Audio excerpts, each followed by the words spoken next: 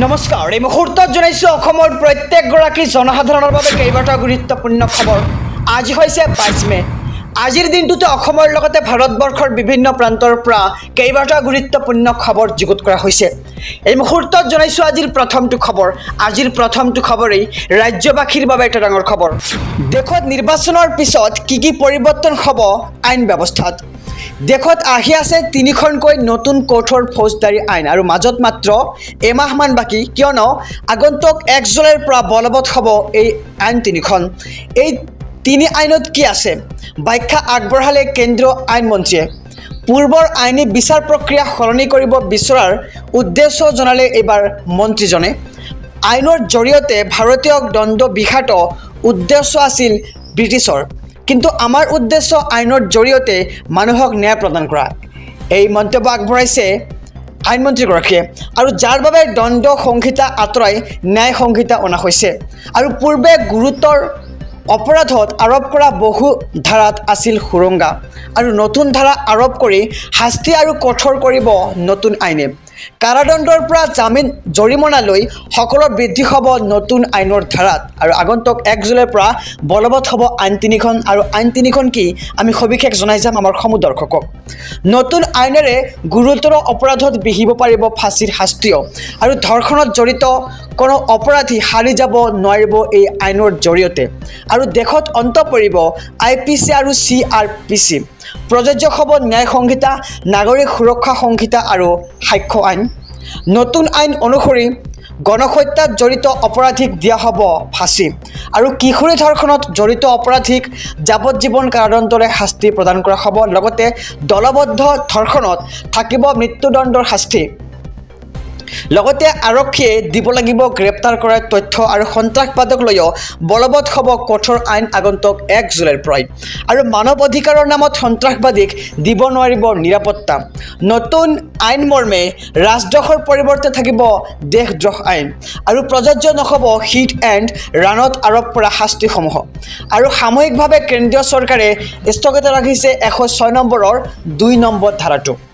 এই মুহূৰ্তত জনাইছোঁ আজিৰ দ্বিতীয় নম্বৰ খবৰটো। মুছলমান সমাজত প্ৰচলিত তালাক প্ৰথাক লৈ গৰজি উঠিল মুখ্যমন্ত্ৰী ডক্টৰ হিমন্ত বিশ্ব শৰ্মা। 3 তালাকৰ বিৰোধিতা কৰি খঙত অগ্নিশৰ্মা হৈ উঠিল মুখ্যমন্ত্ৰী ডক্টৰ হিমন্ত বিশ্ব শৰ্মা। আৰু 3 তালাকৰ বাবে মুছলমান মা ভনীসকলে আজি কান্দিবলগীয়া হৈছে।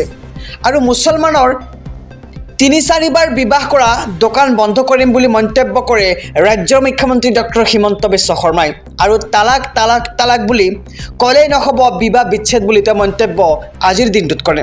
আৰু মুছলমান সমাজত প্ৰচলিত এই তালাক প্ৰথাক লৈ গৰজি উঠিল এইবাৰ ৰাজ্যৰ মুখ্যমন্ত্ৰী ডক্টৰ হিমন্ত বিশ্ব শৰ্মাই। 3 তালাকৰ বিৰোধিতা কৰি খঙত অগ্নিশৰ্মা হৈ উঠিল মুখ্যমন্ত্ৰীগৰাকী। এই মুহূৰ্তত জনাইছোঁ আজিৰ তৃতীয় নম্বৰ খবৰটো। ৰাজ্যবাসীৰ বাবে এটা বিশেষ খবৰ। ড্ৰাইভিং লাইচেন্সৰ গৰাকীৰ বাবে আহি পৰিছে জৰুৰী খবৰ। আপোনাৰ ড্ৰাইভিং লাইচেন্সৰ ম্যাদ উকলিছে নেকি? মিনিটতে ঘৰতে বহি মোবাইলত আপুনি কৰিব পাৰিব আবেদন। আৰু ম্যাদ উকলাৰ 30 দিনৰ ভিতৰতে কৰিব লাগিব আপুনি আবেদন। কিন্তু কেনেকৈ কৰিব আবেদন সবিশেষ জানি লওঁ। আৰু অন্যথা 30 দিন উকলি গ'লে আপুনি ভৰিব লাগিব অধিক জৰিমনা। আৰু আপুনি ভিজিট কৰক https://sarathiporiboshon.gov.in। আপুনি এই ৱেবছাইটটো ভিজিট কৰক, আৰু ৱেবছাইটত আপুনি লাভ কৰিব ৰিনিউৱেল ফৰ্ম। আৰু ৰিনিউৱেল ফৰ্মৰ সৈতে দাখিল কৰক আপোনাৰ যাৱতীয় নথিপত্ৰ। আৰু অনলাইনতে আপুনি পৰিশোধ কৰিব লাগিব ইয়াত ভৰিবলগীয়া মাচুলখিনি। আৰু পৰিশোধ কৰিব লাগিব আপুনি 400 টকাৰ এক মাচুল। আৰু 30 দিনৰ ভিতৰত নকৰিলে আপুনি ভৰিব লাগিব অতিৰিক্ত 1100 টকা জৰিমনা। আৰু মুঠ 1500 টকা পৰিশোধ কৰিব লাগিব আপুনি এই ড্ৰাইভিং লাইচেন্সৰ বাবে। আৰু ড্ৰাইভিং লাইচেন্সৰ বাবে আহি পৰিছে জৰুৰী খবৰ। আমি খবৰটো সবিশেষ জনাইছোঁ। এই মুহূৰ্তত জনাইছোঁ আজিৰ 4ৰ্থ নম্বৰ খবৰটো। এটা সতৰ্কতামূলক খবৰ। কোটি কোটি SBI গ্ৰাহকক লৈ ডাঙৰ খবৰ। SBIৰ নামত SMS আহিলে আপুনি এতিয়াৰ পৰা সাৱধান হৈ যাওক। SBIৰ ৰিৱাৰ্ড পইণ্টৰ নামত দুষ্ট চক্ৰই প্ৰেৰণ কৰিলে SMS আৰু লিংক। এই লিংকত ক্লিক কৰিলেই খালী হ'ব পাৰে আপোনাৰ বেংক একাউণ্টটো। আৰু বহু SBI গ্ৰাহকক এইদৰে ঠগিছে এতিয়া প্ৰবঞ্চকে। SBIৰ তৰফৰ পৰা সতৰ্কতা কৰি দিয়া হৈছে এইবাৰ গ্ৰাহকক। আমি খবৰটো জনাইছোঁ যে কোটি কোটি SBI গ্ৰাহকলৈ ডাঙৰ খবৰ, কিয়নো এতিয়া প্ৰবঞ্চকৰ জালত আপুনি পৰিব পাৰে। যদি আপোনাৰ ফোনত এনেধৰণৰ SMS বা ফোন কল আহে তেন্তে আপুনি এই SMS বা ফোন কলৰ কোনো উত্তৰ নিদিব।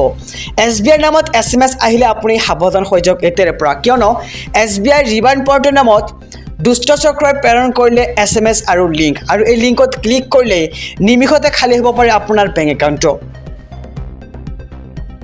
চিভিল স্ক'ৰ বেয়া হোৱা বেংক গ্ৰাহকলৈ জৰুৰী খবৰ। এতিয়াৰে পৰা আৰু বেয়া নহয় আপোনাৰ চিভিল স্ক'ৰ।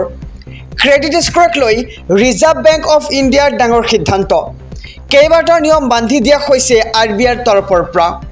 সময়ত ঋণ ঘূৰাব নোৱাৰা গ্ৰাহকৰ তালিকা চিভিল কোম্পানীক দিয়াৰ পূৰ্বেই জনাব লাগিব এতিয়া গ্ৰাহকক। কেইবাটাও নিয়ম জাৰি কৰা হৈছে, আমি খবৰটো জনাম।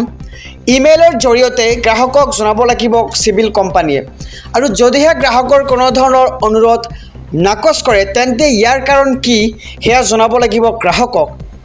বছৰত এবাৰ গ্ৰাহকক দিব লাগিব বিনামূলীয়া ক্ৰেডিট স্ক'ৰ ৰিপৰ্ট, আৰু গ্ৰাহকৰ অভিযোগ থাকিলে 30 দিনতো সমাধান কৰিব লাগিব ক্ৰেডিট কোম্পানীয়ে, আৰু অন্যথা চিভিল কোম্পানীয়ে প্ৰতিদিনে ভৰিব লাগিব 100 টকাকৈ জৰিমনা।